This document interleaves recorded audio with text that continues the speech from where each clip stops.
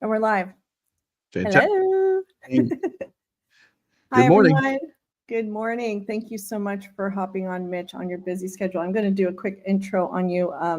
For those of you who might not be familiar, if you happen to see the show for the first time, it's all about CityClips, and we focus on highlighting North Florida business and tech. And really excited to have Mitch here, CEO of multiple businesses, serial entrepreneur, and he is based in Gainesville, Florida.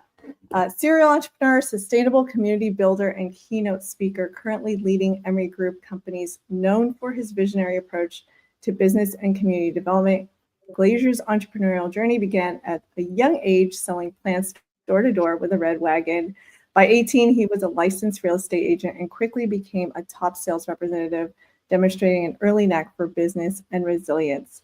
And there's some really cool things throughout your story that we'll touch on that I remembered. That I'll remember to highlight, but I definitely want to hear from you on how you ended up in Gainesville and how you started in such a young age of your entrepreneurial journey. Great. Well, thank you very much for that intro, and it's awesome to be here with you today. Um, when you talk about when I hear the intro and includes the selling of plants at the red out of Red Wagon at like 5 years old, it takes me back a long way. But I'll take you back a little bit further than that and kind of give you the genesis of Emory Group, and also how I got to Gainesville and that kind of thing.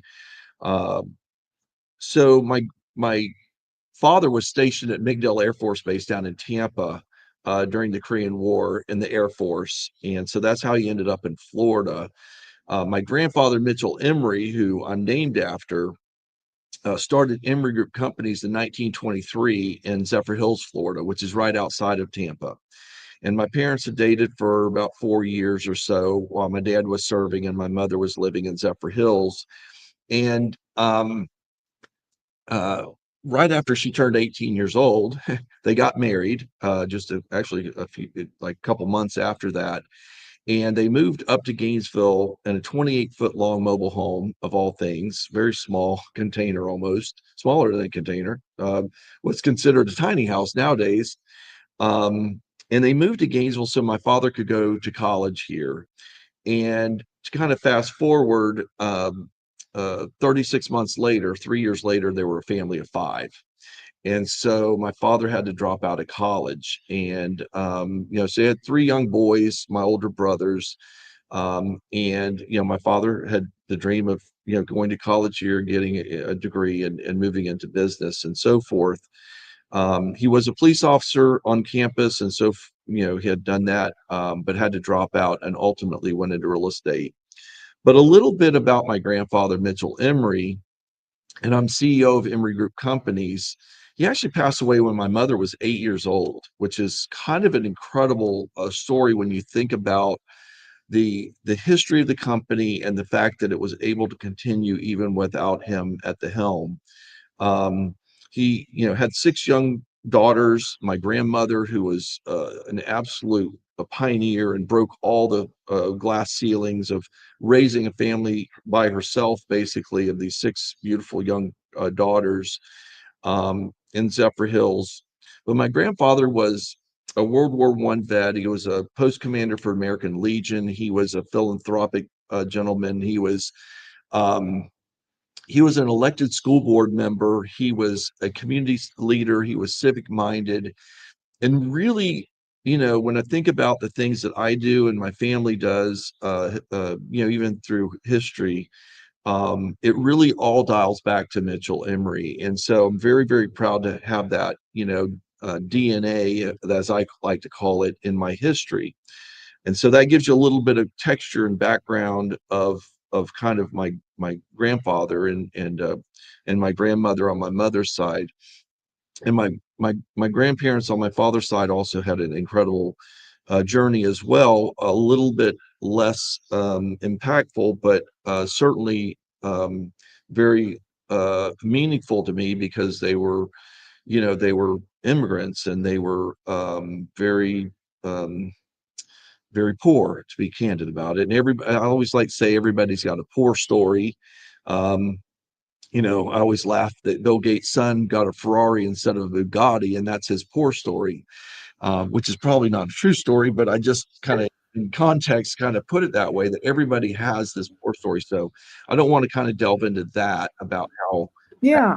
goes for me. But um, and then, when several years after my brothers were born, I was born, and my father was in real estate and had gone into real estate, but my mother couldn't have any more children.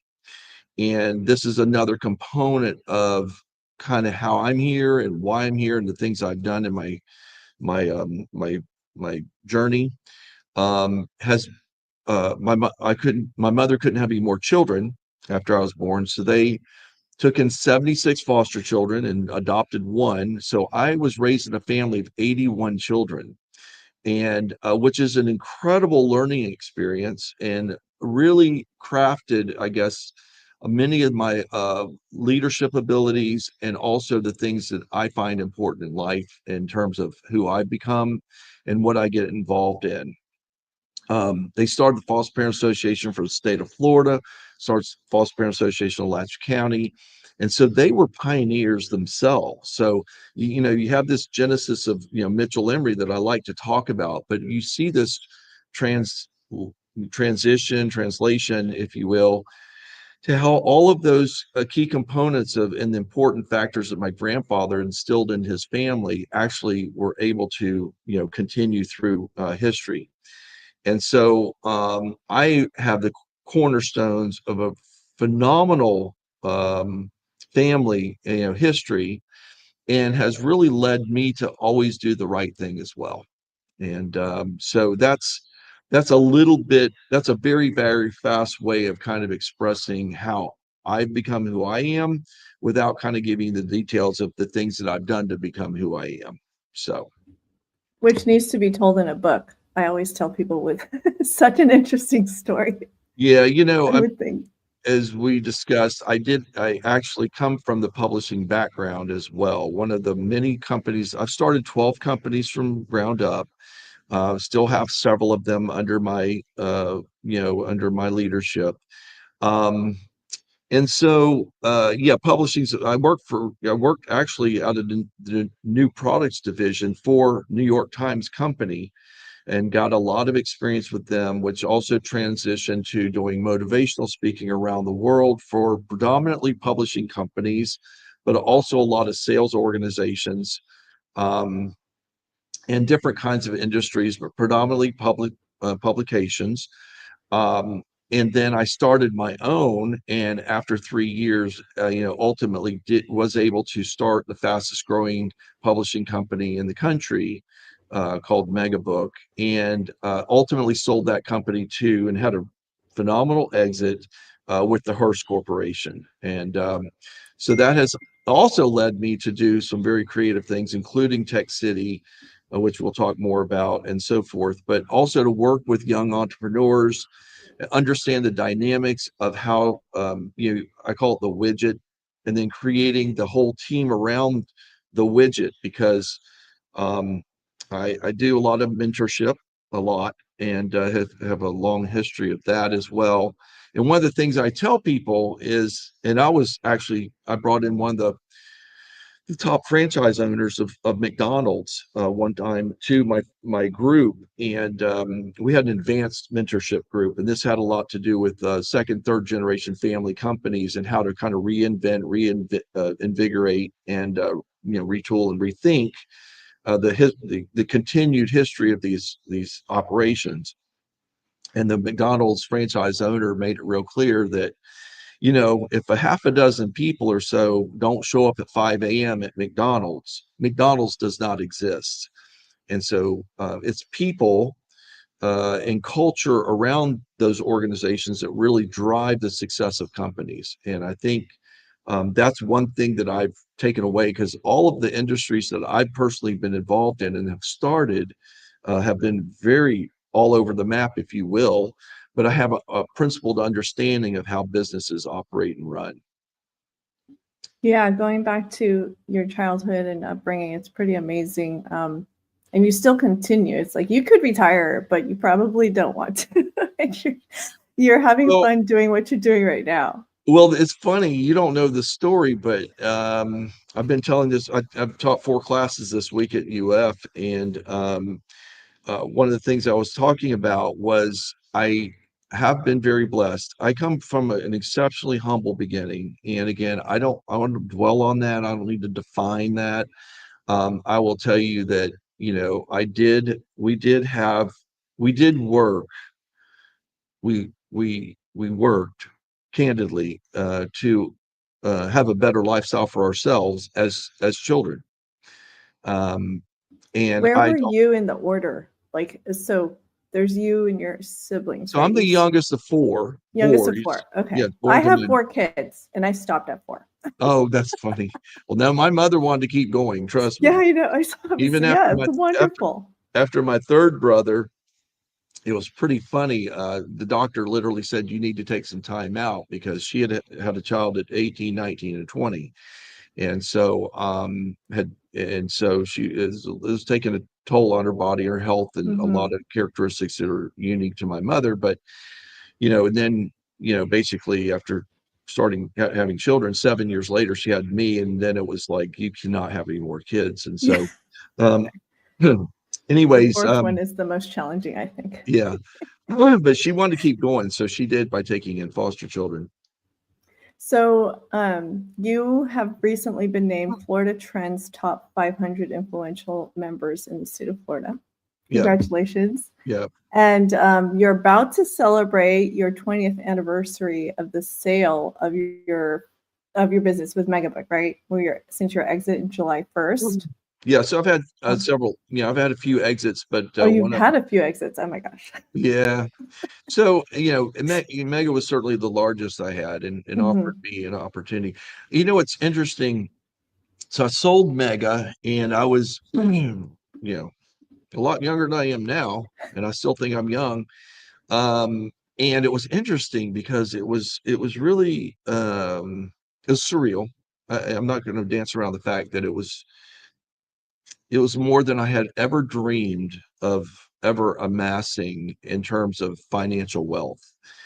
Success to me is driven by other things than financial wealth, but honestly, there's opportunities that you're faced with when you have amassed that much financial wealth within cash in a bank account.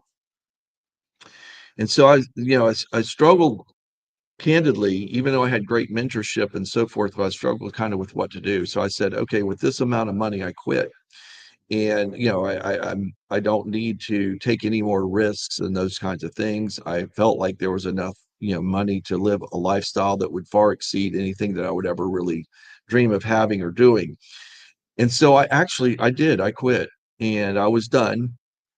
I did about a 6-month transition period with Hearst Corporation, which was about the first of the year. The sale was July 1st, as I recall it, and then at the first year I had moved on. And I called all of my friends. I said, "Hey, let's go play golf." And they were somewhat they kind of for all intensive purposes put their middle finger up at me and said, "Well, go have fun. I've got to go to work." And we're being funny, but like, hey, Glaeser, you have that opportunity. We don't, right? And so then Thursday rolls around and nobody to play golf with all week. I was on an island by myself because I was so incredibly young and had, this money dumped on me. And the phone call came in. It was my buddy who had called on Monday, and he said, "Do you want to play golf tomorrow? The weather's great." I was like, "Thank goodness, finally, go have some fun." And he said, "Well, my grandfather's in town and needs somebody to play with." And I then quickly realized that that was not the lifestyle that I was going to partake. And so I went back into my passion, which is real estate. And I was at 17 years old, actually, when I, got my I was in real estate school at 17, graduated high school at 17, went to real estate school, and then you had to wait till you were 18 years old to get your license. So I've had my real estate license and broker's license ever since. And so I felt like that was my core passion. And that's a long story, too long for today to really kind of tie together and be meaningful. but that was kind of at the core of who I was. I loved real estate. My father was a real estate developer, and I'd learned it at the dinner table, if you will. And so I was very driven by that, and felt I could make a contribution. So that I went into that. Now, fast forward to 20. Now I've been on like over 25 community boards. I've been president of probably 20 of them here in the Gainesville region. And I think, you know, it finally dawned on me that I was wanted to kind of uncouple that civic minded self in contribution and focus on myself more. And so September 17th of 2017, I did formally retire. And so to today, I am formally retired. And so what that means, and it's really mind blowing, but I got rid of my computer at home. I don't have the internet at home, and I do not have an alarm clock at home. And so I decided that every day that I get up, I'm going to make a conscientious decision on where and what I want to do. And before that, I really wasn't taking that on that way, and so it liberated me. And a lot of it now has allowed me to really be where, like today, at this moment and this time, in front of you and your followers and viewers. Candidly, I want to be here. This is my choice. And so I take that on as, a badge of honor, and, have led my life to do the things that are important to me as a person. And so a lot of things changed, but many things didn't. I found out that the path that I was on was something that I really did enjoy doing. And when you live a lifestyle that way, you really get to be a lot happier and a lot freer. Um, and I think a lot of people could actually make that choice, and they still end up doing the things that they do, candidly. And that's what I found myself doing. And it kind of led into doing Tech City. There are a lot of components and reasons we've done Tech City. But that all started in 2017, and Tech City started in 2018. So it kind of led my ability to really do those kinds of things. So yeah, it's been fun. But I've kind of retired twice, but I am done this time. So it will just evolve into doing more fun things in life. So That's great. Yeah, you look like you're having a lot of fun, actually. The reason why I found you, I started following you on LinkedIn. Someone had mentioned and yeah, told me about San Francisco Tech City, and then I was like, oh, okay, I want to follow this guy. Somehow I got a hold of you on yeah, when I called for the first time. I was like, wait, are you the actual developer? I got a hold of the first right. time. And so it was really neat to see that you picked up the phone. I'm very accessible, and Yeah. I live in a way that if the phone rings and I don't answer it, then I'm doing something.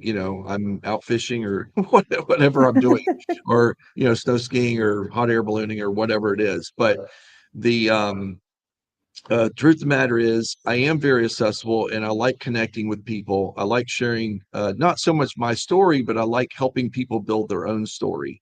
Hmm. And again, that's in part who I am, and what I love to do. I've been very involved with chambers of commerce, as you Yeah. know, and I wanted to mention that. yeah, You mentioned you were three-time chair of Alachua and then two-time chair of yes, Gainesville. And so, following you on LinkedIn, I see all the development happening. You were able to land a lot of big companies, global companies, to get offices and wait, even buildings maybe? Sounds like they're developing and building there. yeah. So Tech City's So the fastest growing tech community in the state of Florida right now. So we're exciting. six, yeah, we're 66 months or whatever old. We're 5.5 years old. And we actually just opened our 66th company out here, which happens to be Siemens, one of the largest. Exactly. What wonderful celebration of opportunity for us. They're one of the largest, oldest, and most sustainably driven companies in the world. I think they're the 47th largest company in the world. They're 176 years old, if I have my data correct. And we're just thrilled to have them. We've been working with their team. We're looking at other facilities around the country to build for them. Some really cool things are coming to light for what they see as a value proposition for what we're doing. Tech City is the most sustainably driven community in the world. We're the only campus in the world, a business campus. It's mixed use. It's 270,000 square feet of tech space. We have a preschool, we have after school, we have a cafe, we have a brewery here, we have a wine bar, and the tech companies are just off the chart. They're rock star companies like Siemens and smaller emerging companies. And so we're really, really thrilled. But Siemens is a punctuation mark on what we're doing out here for all the kinds of things that are going on at Tech City. We've had this week alone, we're dealing with three more companies, two of them at 15,000 square feet, both of them in the life science world. Another one is a healthcare provider for about 9,000 square feet. And so those will be coming online as well. We just signed a deal with a CrossFit gym. We have 252 homes that are being built at Tech City. We have 26 of them are complete. We've now started another 20. And so we're building out the campus, but it's the only sustainably driven campus anywhere in the world for on-site production of energy via solar. We're using solar technology, the largest bifacial solar system that you will ever find. We have solar trees out here that are all through campus as well. A beautiful art form celebrating solar. And you can see those there. I think down, if you go a little bit lower, there's a solar tree right there from down below. That's a bifacial panels on those pads there, which actually capture energy from the same piece of glass to the sun side. Of course, you have a solar film within the glass, same piece of glass, solar film at the bottom facing Earth, catching refractive energy. But it's on-site solar for on-site consumption, and we produced over 1/3 kilowatts last year alone that we sent out to the grid that we never used, because we're producing more energy on campus than we actually use. And so it's a real proof of concept. It's a phenomenal ability for us to perform. Our teams that work on this stuff are super, super smart, super advanced in their way of thinking. Our buildings work exceptionally well together. The way they're paired, the solar is staggered to offer a breathable opportunity to help cool the buildings. So there's a lot of moving pieces here. The roofs are dedicated for solar solar arrays as well, where we set aside the AC units and the venting for plumbing and those things. So we have maximum opportunity for this capability to take place on campus. So super That's impressive. exciting. And I Super. used to live in Berkeley. And Oh, so I used to drive by the tall Siemens building all the oh, that's time. funny. Yeah. Yeah, yeah. And you have some time, like I think you have a brother who has a company in Silicon Valley. Is that correct? Yeah. So Yeah. Christopher actually, my oldest brother, graduated the first class of computer sciences at the University of Florida. And so he did. Yeah, it's fantastic. It's funny. It's as great as that sounds. It was very interesting that Gainesville back in the day did not have tech cities, and they didn't have the hub, and they didn't have UF Innovate, and they didn't have the Sid Martin, and they didn't have these real collaborative kinds of conversations around emerging technologies. And there was technology always emerging. As long as the United States has been around, it's always been, it's the Industrial Revolution, and now you have all this tech revolution going on. But the fact of the matter is, Christopher had to move away because nothing existed around here for him, and so he was able to land in Silicon Valley and had created a company focused on uh, compiler technology, way over my pay grade. Really smart stuff, and really teaching computers how to think smarter and compute faster. And so we did really, really well. But it divided our family. So he had to move out to West Coast, we were East Coast, and we really didn't have that continued history that I talk so passionately about building families and networks and uh, uh, continuing those principled, what I call that DNA and kinds of things to become philanthropic and civic minded and really embedded in the community to not only, take from the community, but to be able to contribute back as well. Now he did it out there, but he just didn't do it here with family. And so he's wonderful. That's awesome. And UF, it's a big year, obviously. The Gators won, and you've got so much going on over there. It's just really exciting to see from Tallahassee, to be honest, because for me, San Francisco Bay Area being expanded, I grew up seeing Silicon Valley kind of go through the .com area. So I'm now seeing what's happening over in North Florida. I'm kind of seeing a little bit similarities as far as some like a new era happening in terms of growth in tech. Well, there's the secret is out. Florida is a fantastic place to live. And so you're seeing that dynamic happen very fast. And the real emerging industry, obviously, is tech driven, and it's everything. So Florida was big in agriculture, so now it's ag tech. Florida was very big in the medical industry and because of our aging population. So you see a lot of the life science people locating here, and so on and on. But the secret is out. The taxation elements are very different than California. Cost of living here is much, much lower. The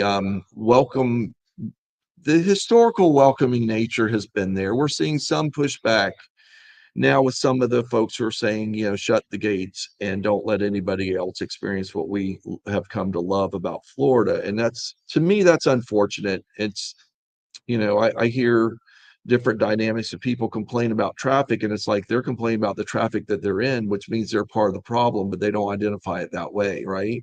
And so it's a little, there's a lot of hypocrisy in all of us, including myself, but it's comical when you hear some of the pushback, and it's, I want to go to the river, but I don't want anybody else to go see the river. And so there's just a lot of conflict in that. And so we as a state definitely have to manage that. I am not a person. Tech City is a great representation. We're not about paving over the world or anything crazy. In fact, we're showing how to become a sustainable community. It's one of the leading communities to actually look at and emulate. We've had visitors to Tech City from all over the world. We've had we had actually a visitor from Ukraine. There's a university in Ukraine right now wanting to build a tech city, which is the most, I can't even comprehend. I don't have full comprehension around that. Actually, at a country that's at war is actually looking at the future, which is really remarkable about their people. But we've had international companies actually come here and locate. We've got a medical device company called Neurotronics. It's a wholly owned company out of Japan. We've got Vobel, which is on the Hong Kong exchange. Their major presence is in Santa Clara, California.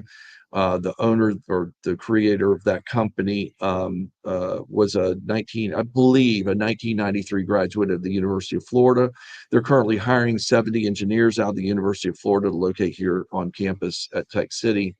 And the stories go on and on and on. And there's, we have high tech, low tech, fintech, biotech. We have light manufacturing. We have AI. AI. NVIDIA is not too Yeah, far. I mean, as yeah. far as the supercomputer being there on the campus is pretty Oh, awesome. yeah. And so, and we actually, we've been approached about even a data center locating here as well. So that is actually in play. I'm not sure it's going to land on campus here, but it will be in the region. We're doing a deal with them, and we do other than even Tech City, Emory Group and Laser Investment is one of our sub companies.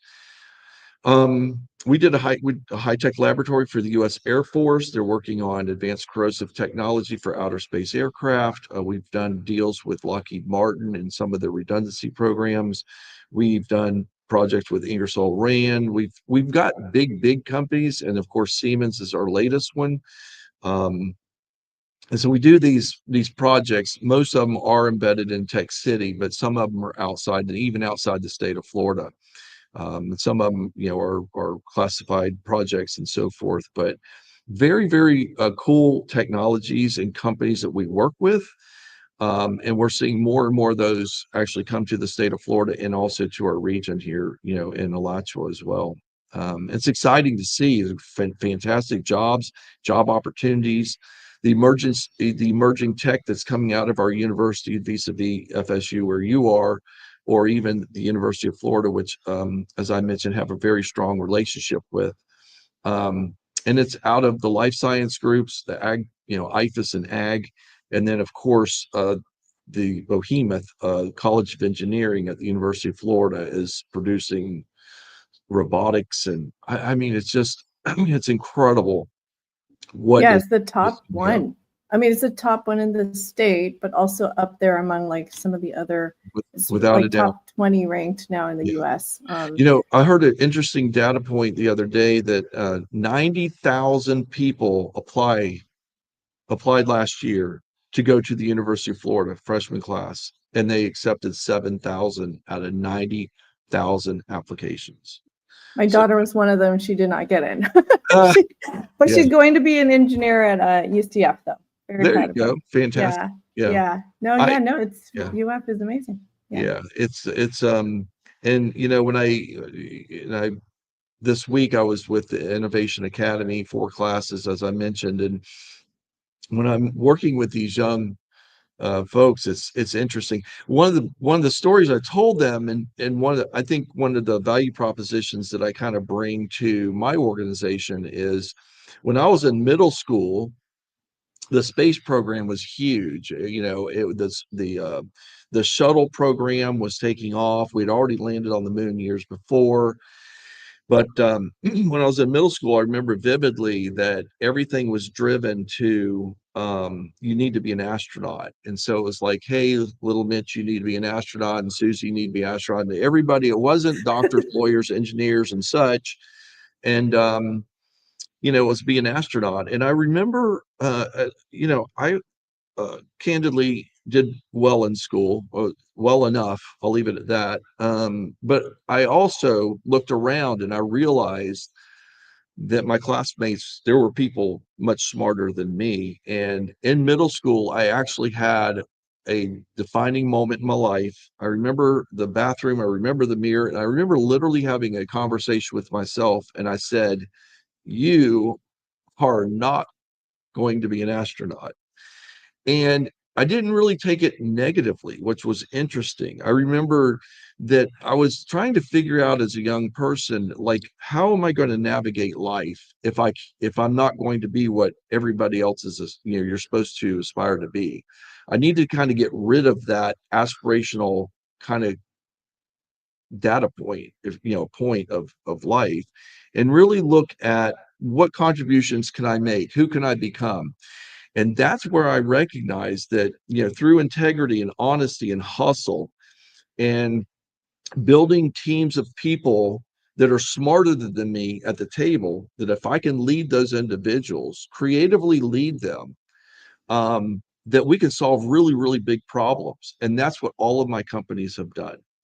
And so I jokingly, when I go into a meeting, I jokingly tell people, I say, look, I'm the smartest guy in the room, and I just want everybody to know that. And of course, it's a chuckle moment. And the fact of the matter is, um, I say that because everybody in the room is smarter than me.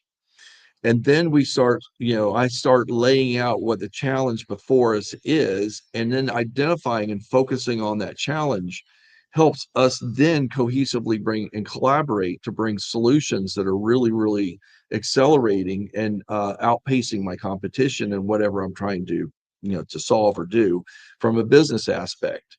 And I think that's really and truly what's funny is I get in front of these really smart people, and I think we have to have those individuals understand that their capabilities are really, really bodacious, and they need to wear that as a badge of honor as well.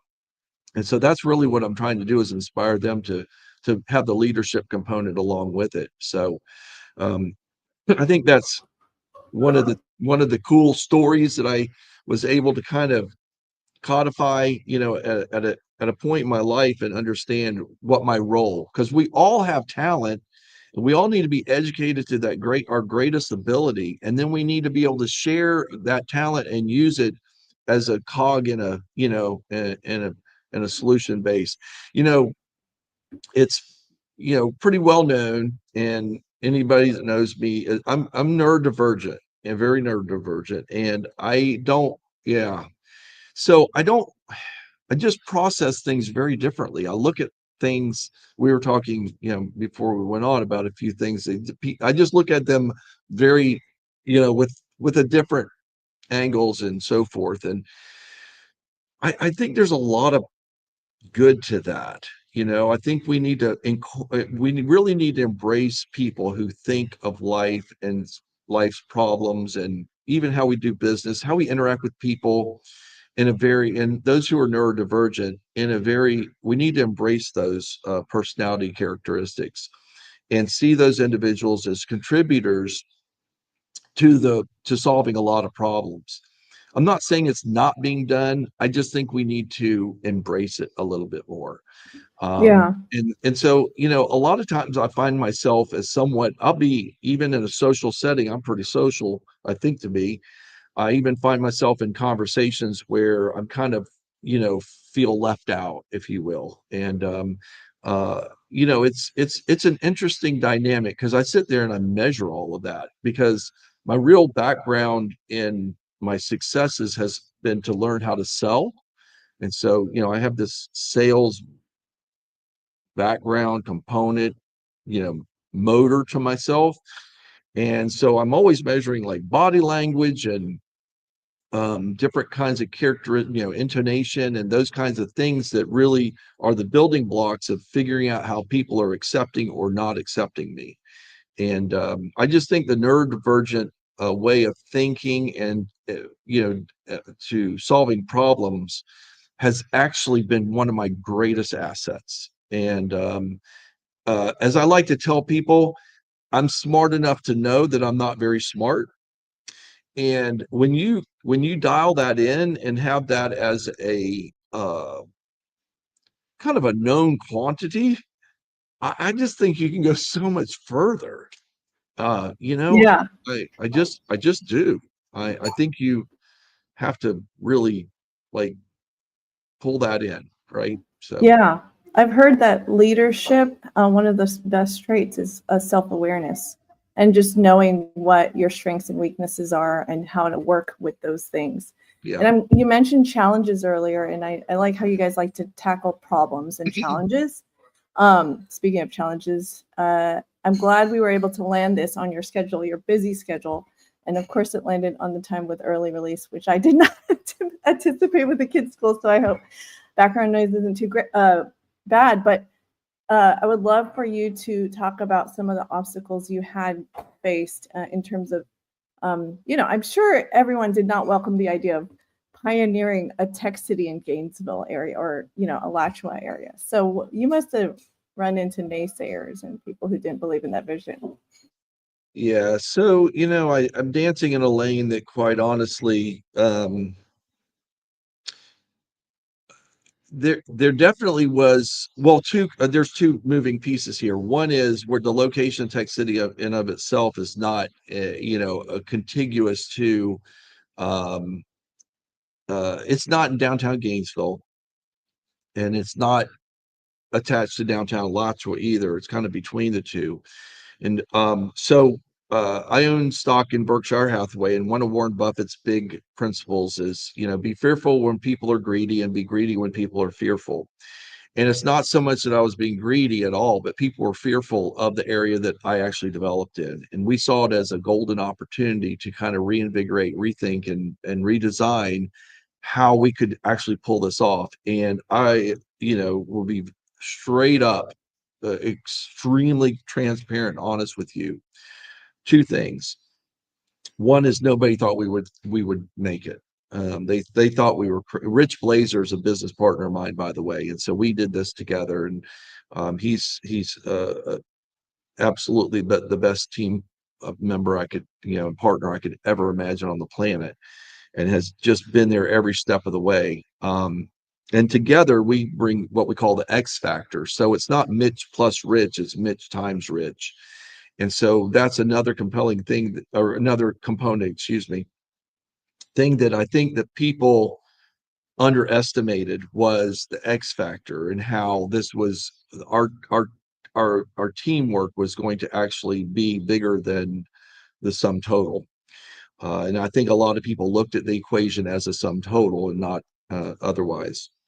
So no one thought we would make it, and you don't do that to me.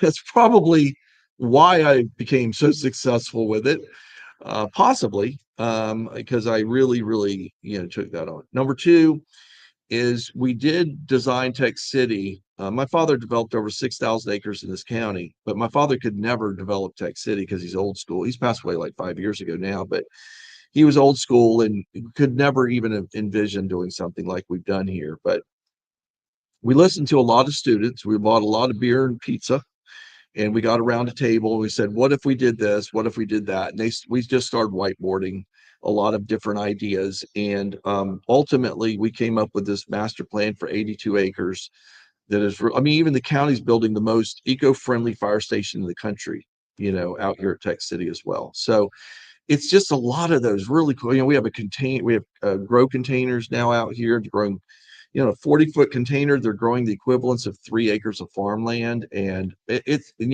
it's all, of course, none of the pesticides, herbicides, all of the stuff that gets used out the farms and so forth. Hydroponic, using 5 gallons of water a day, so it's all sustainably driven. It's all run on solar. So the whole grow farm is taking the sun, which used to grow the plants outside, harnessing it as energy, and then using it efficiently. And so, anyways, but UF was not a raving fan in the beginning. Candidly, they saw it as somewhat a you know, not competition, but just kind of, it wasn't contiguous to their campus. And we were waving our hands very early on saying, hey, we're doing this because guess what? My brother graduated computer sciences at the University of Florida and nothing existed for him to land. We're going to offer a landing spot for these emerging companies. Now, fast forward 5 years, and I will tell you that is an absolute opposite effect today. We have the most symbiotic and fantastic relationship with the University of Florida. It's what we wanted from the beginning. And I've always had close ties with the university because of my business involvement, being, leadership for the Chamber of Commerce for a decade in Gainesville's chamber, and then leading the chamber up here in Alachua for a number of years as well. So we get in front of a lot of companies that need the resources of the university, also Santa Fe College. We know that those companies are coming here because of the talent that is, being drawn by being a top university in the country. And so we needed that relationship to understand that we are just one of many choices that allow the university to plug into if their tech transfer wants to take advantage of what we're offering up out here. And currently we're masterminding a whole new development 3 times the size of Tech City called Tech Town. I don't know if it's going to actually happen. It's a better than 50-50 shot, but it is.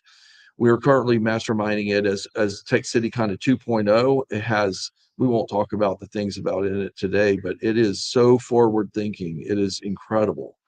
With just, ideas like, ports for flying cars and just, things that are really remarkable. Futuristic.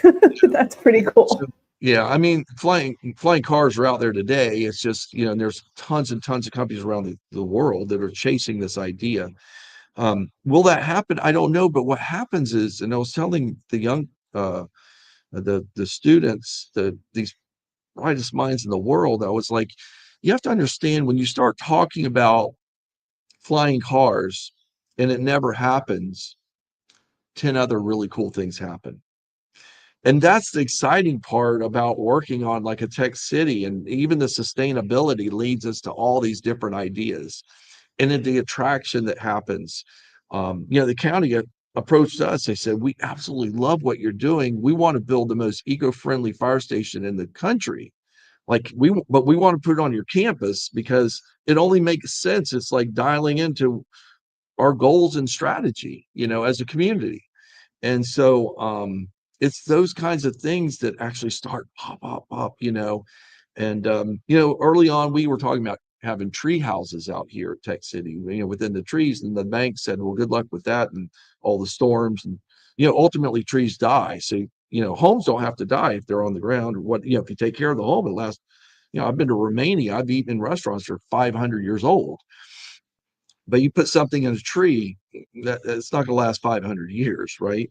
So there were some ideas that were kind of tossed out there early on, that but it allowed us to think about housing in different ways. And now we have the stilt homes, and they're very cool, and so forth. So there's ways of talking about, like I say, flying cars that actually are out there or happen. There are people flying around on these today.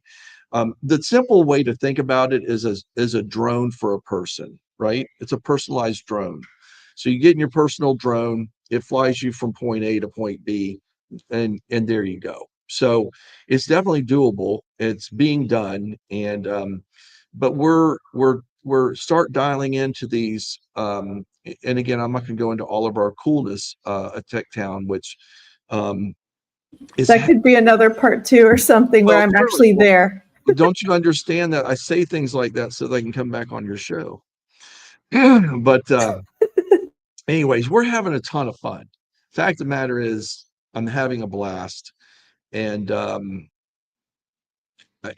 every day is a new day and a new idea, new people, and I hope that folks will connect with me on LinkedIn, even with this show today.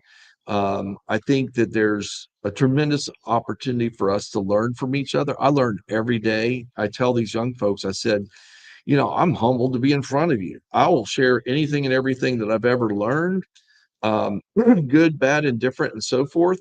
But the fact of the matter is, I'm learning every day too. So. That's awesome. I love learning, and this is why I love doing this show and meeting people like you. So, Mitch, thank you so much for taking the time. Earlier on the call, I saw that you had to answer some calls, so I know how busy you are, and I would love to have another episode. And really, I look forward to hearing your longer version of the story. So, if your book comes out, you got to let me know so we can share that on CityClips. It's half written. Finish that book. I just have to find time to write the other half of the book. Yeah, the other half. It's going to be kind of comical if people actually buy it. I mean, it's one of those things. I signed a deal, like, God, that was like 10 years ago, with a publishing company. Of course, you only get paid when you deliver, but I often think, well, one, I did motivational speaking for 3 years around the world. I should have had a book then, and didn't, or books even, or whatever. But I often dream, I'm like, I'm going to kick myself in the butt if it's a New York Times bestseller and I didn't do it, 20 years ago, which it's not going to happen. But I'm just saying, wouldn't that be crazy? Yeah, that would be. But no, I have a very eclectic story to tell, and I have traveled the world, and I've met a lot of remarkable people who, what's funny about it is, remarkable people that you've never heard of. So I've met a lot of famous people, but I've met remarkable people, and I want to bring those stories in. And yeah, it's very cool. I did motivational, and there's I don't need to go into it, but there's some pretty cool stuff that I've already written about that just needs to be printed and put out. That's really cool. We should, see, a part of me, and I always meet remarkable people too, and I never hear about them.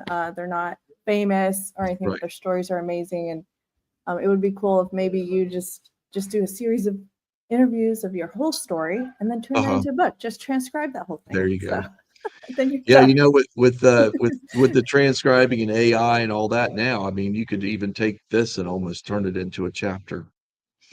Yes, let's do that. Yeah, be interesting what it would say. For Well, sure. thank you so much, Mitch. I really appreciate you, and I'm so Course. glad we bumped into each other at that FBIA conference.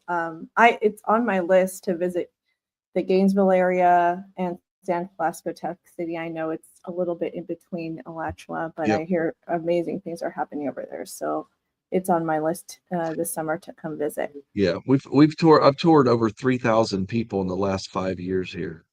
It's Wow. crazy. It's the fastest growing tech community in Florida. And Wow. for those, yeah. And for those watching, and everyone's welcome. Just come to my office here. I'll be happy to tour. It's ironic, believe it or not. I don't know what's going on, but a lot of times people just show up and I have the availability to do it. Very, very few times actually do people show up and it just doesn't work out some way. If it doesn't, then we just say, hey, come back, or hey, come back in an hour, or go enjoy the brewery or the cafe or whatever. But typically if I'm here, I can find time to give a tour, or just LinkedIn or call me or whatever. We can schedule a time. Groups, a lot of groups come out here as well. So we'd love to have you come visit for sure. So Yeah, I need to bring some of my Tallahassee folks over there and learn something from you. yeah, So yeah, we'll arrange a we've had group. a lot. By the way, we've had a lot of Tallahassee people here. Cool. Yeah, Awesome. yeah. They Well, want me thank to start at you. Tech City there. Yeah. See, that would be awesome. I would not be surprised that you're probably going to have to go more north Yeah, to make that happen. So, yeah. so sit tight for a little bit. I will see you on the other side. Thank you so Fantastic. much. Have a terrific day.